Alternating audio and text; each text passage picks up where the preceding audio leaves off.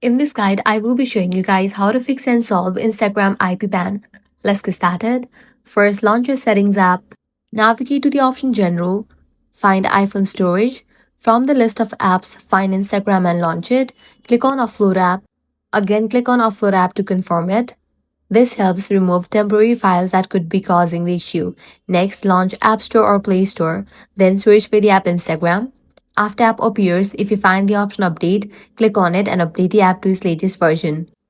After updating, launch Instagram again and check if the issue is fixed. If everything is working, you are good to go. However, if the problem still continues, it could be a temporary IP ban from Instagram due to suspicious activity. In that case, the best thing you can do is wait for 24 to 48 hours, as these bans are often lifted automatically.